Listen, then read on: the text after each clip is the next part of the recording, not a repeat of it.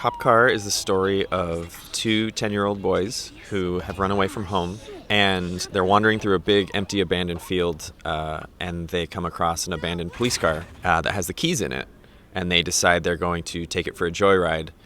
And the car belongs to Kevin Bacon, who's the local sheriff.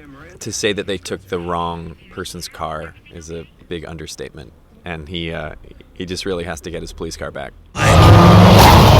Steal a fucking cop car!